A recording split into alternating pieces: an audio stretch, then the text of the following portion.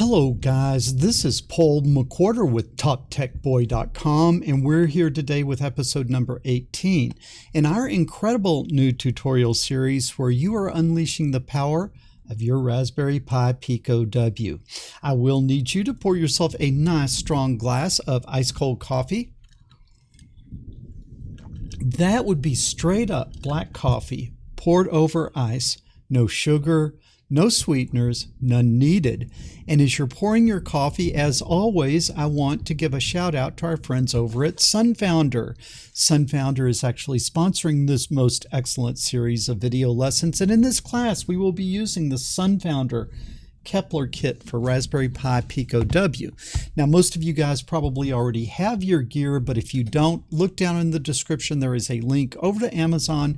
You can hop on over there and pick your kit up. And believe me, your life and my life are going to be a whole lot easier if we are working on identical hardware. But enough of this shameless self-promotion. Let's talk about what I am going to teach you today. And what I'm going to show you is I'm going to show you my solution to the homework assignment that I gave you in lesson number 17. But first, you must tell me how many of you guys were successful. If you were successful, leave a comment down below. I am legend, double chest bump. And if you are not successful, leave a comment. I folded up like a cheap Walmart lawn chair. Hopefully most of you guys got this. If you had taken the earlier Raspberry Pi lessons, I kind of went through an exercise like this. It's a little tough the first time you hit it, but the second time you ought to be able to think through it. And if you struggled with it, don't get discouraged, because it sounds like a really easy thing, but it turns out to be something that's a little bit hard to think through. But then once you see the solution, it turns out to be really simple. And so I want to go through and show you the solutions, show you how I did it, and then we'll see what you guys see, how many of you guys were successful. So let's come over here and let's look at my schematic. It's pretty much almost the same circuit that I had last week. We have the push button connected to physical pin 19, which is GPIO pin 14, and you can see it either up here live or you can see my schematic of it right here. But I've got GPIO pin 14 hooked to one leg of the push button. Other leg of the push button goes to the ground rail. Then GPIO pin 15, which is physical pin 20, comes over to the long leg of the red LED. Short leg of the red LED goes to ground. In my schematic here, I didn't put the resistor in. Okay, but you can see it's got the 330 ohm resistor there going to ground, and then this physical pin 3 I bring up to create the ground rail. And so that is how I have it hooked up, and it should be fairly straightforward to get this thing now up and running. So let's jump in and let's start writing our code, but let's think through it a little bit. What is the challenge? It's very easy to program it where when the button is down, the light is on, and then when I take my finger off, it goes off. So you could just say, like, if button state is 0, write the LED high, or turn the LED on, give the LED a 1 value. Okay, when the button is down, then when you take your finger off, then it goes back to 0. But that was not the assignment. The assignment was that you press it, and then the LED comes on and stays on, and then you press it again, and the LED goes off and stays off, and therefore you've created a toggle switch. Okay, now, how do you have to think about that? Well, what actually causes the LED to change state? Well, when I ask that question, you can see one variable that I'm going to need is something like LED state. Okay, the program has to keep track of, is the LED presently on or is the LED presently off? And so LED state, if it's equal to 1, that means right now your LED is on. If the LED state is 0, then that means right now your LED is off. So you've got to keep track. in the program of, is my LED on or off? Then you have to keep track of, is the button pressed or not? Okay, well, that's pretty easy. We know how to do that. We did that in that last, we did that in the last week's lesson, which is you just have it like if it's my button, it's just, read my button.value. And if it is not pressed, it'll read a 1. If it is pressed, it'll read a 0. So that's pretty straightforward. But you see, what really makes the LED state change states? That is if I come in and press it and then release it. So what does that mean? It needs to be pressed and released. That means I need to keep track of 2 button states. The old button state old was a what? 0. And now I take my finger off. Now button state now is a 1. Okay, and then I would switch the state of the LED. So you see there's kind of 3 variables there. There's LED state, is the LED on or is the LED off? And then there's button state now, like right now, is the button up or is the button down? Right now. Okay, right now. But then I also have to remember what was button state last time through the loop. And if last time through the loop button state was 0, and this time through the loop button state now is 1, what do we want to do? We want to switch LED state. Okay, so LED state, whether the LED is on or off, button state old was the button pressed last time through the loop, and button state now is button state pressed this time through the loop. And if you have those 3 variables, then, my friend, this becomes quite an easy program to write. Let's see, maybe I can zoom in a little bit on this and get a little bit better view of it so you can see a little cleaner picture of the action. Okay, let's get the easy stuff out of the way. I'm going to say I'm going to start that I need to from machine, little m, from machine import pin.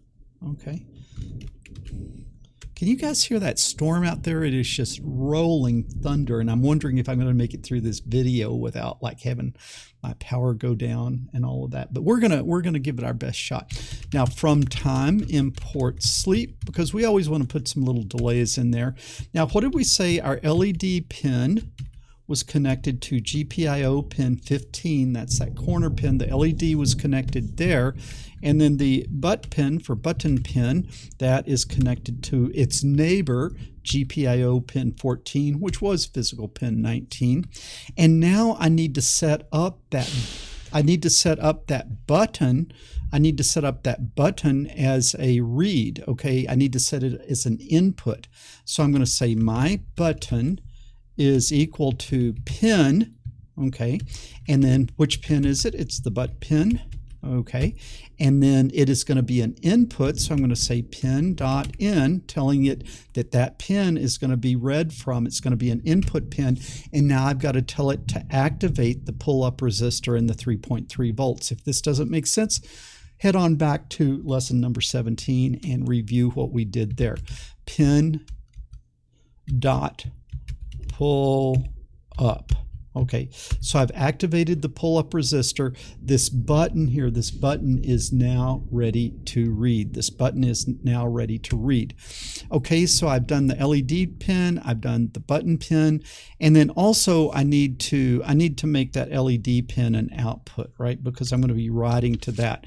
So I'm going to say my LED, I'll create that object, my LED, and that is going to be the method pin, and it's going to be which pin? The LED pin.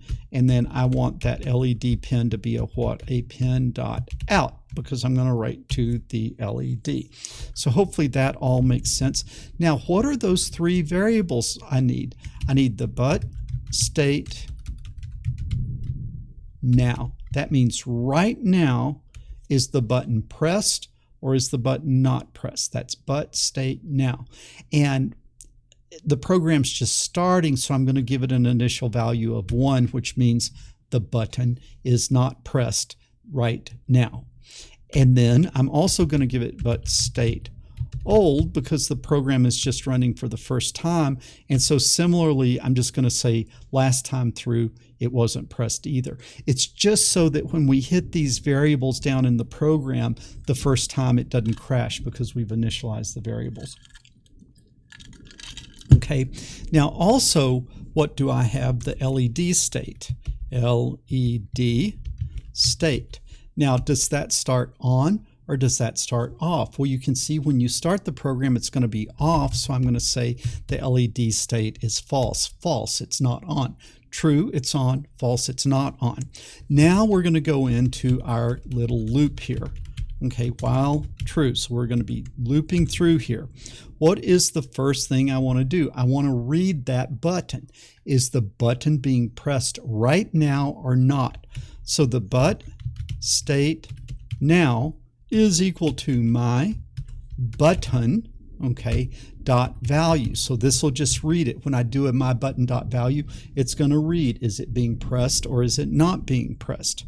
Okay, now I am going to say if the but state now equal 1, which means that it's not being pressed, and but state old, that's the last time through the loop, what was going on with the button, is 0. If that is true, what does that mean? That means the last time through the loop, but state was 0, which means my finger was on it, and then this time it's a 1, which means my finger was off of it.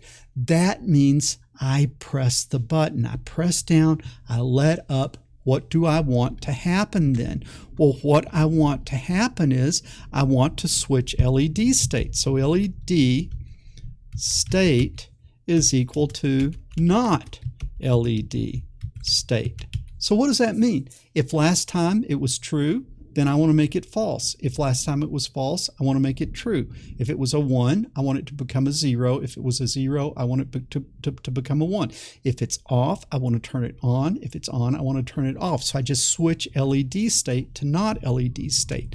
Now I want to write that value. So I'm going to say my LED. So I'm going to send it to the LED value is just going to be equal to LED state. Okay. And so if it was false, it's going to be true. It's going to write the true. It's going to come on. If it was on, then it was true. Not true is going to be false. It's going to write false. It's going to go off. Okay, so this is where the magic happens in those few little lines of code.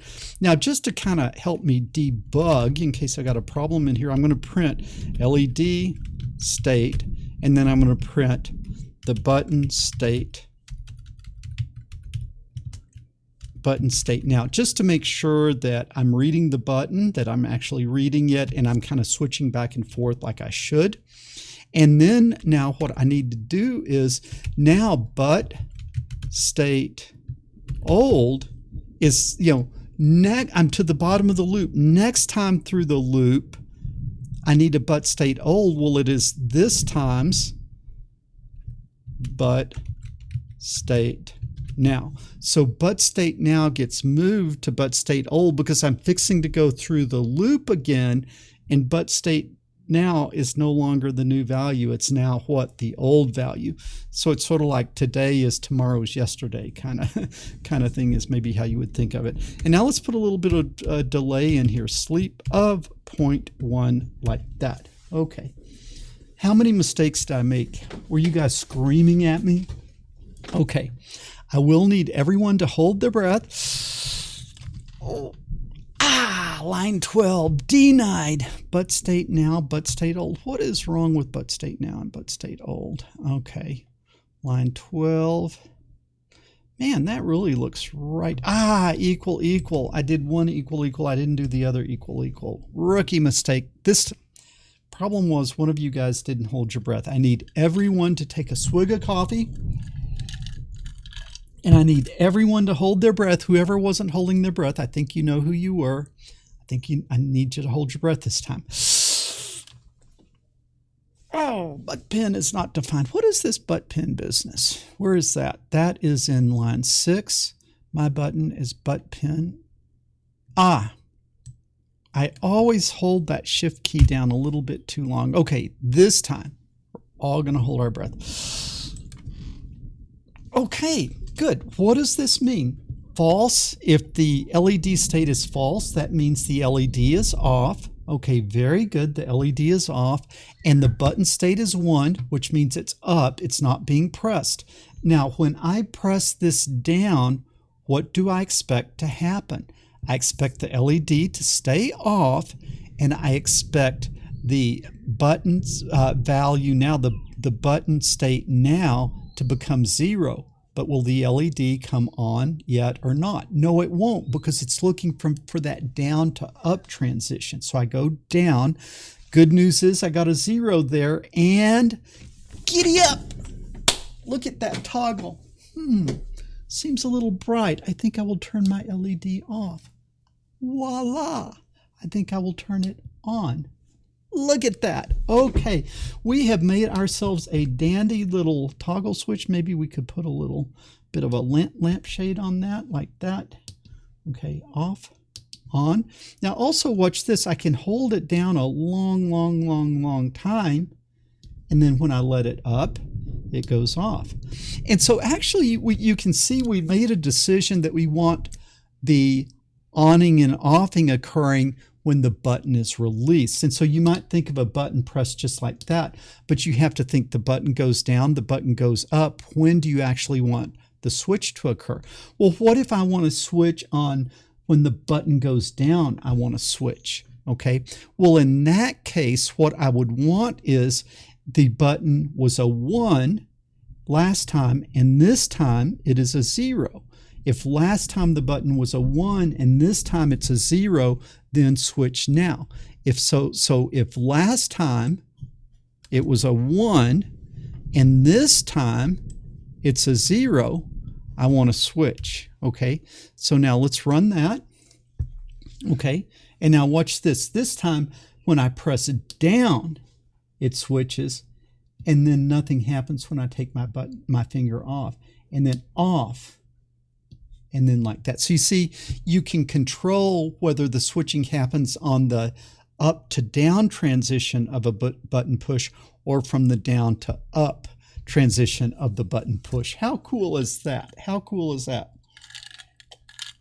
Okay, guys, you guys maybe you weren't able to do this on your own, because a lot of times people don't get it the first time.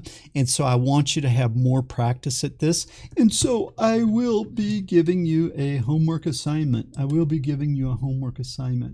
Yeah, it looks like it's starting to rain. I'm getting kind of a little aliasing on my image there. It's a lot of thunder out there, and we are probably fixing to get a big rainstorm. Haven't shown you my studio in a while. This is Studio Cam, and you can see I'm trying to keep my studio nice and neat here. And also I've got the front camera. You can look forward now. I've got a new front camera, and you can kind of see out the front towards the road of my compound. And so that's just a little bit broader view of where we are here. But back to the homework assignment. So what the homework assignment is to, maybe I should show it here. What you're going to do is you're going to replace the red LED with the old RGB LED, and then you're going to replace this green button. Instead of having just the green button, what you're going to have is you're going to have a red button, a green button, and a blue button. Okay, and now what does it have to do? If I press the red button and release, the LED turns what? Red. If I press the green button and release, the LED turns what? It turns the green on.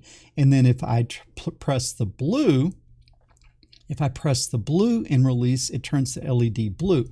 And so what I want is I want to be able to control the color of the LED through the push buttons. Okay, does that make sense? I hope that makes sense. Guys, I hope you're having as much fun taking this class as I am making it. I love it when we go in and play with the buttons and the resistors and the LEDs and all that sort of stuff. It's a whole lot of fun. Gave you a good homework assignment for next week. And what I need you to do is, if you enjoyed the video, give us a thumbs up. If you haven't subscribed to the channel already, subscribe.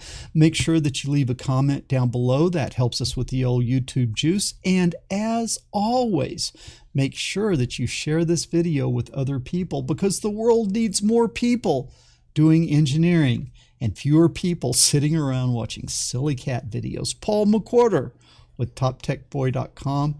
I will talk to you guys later.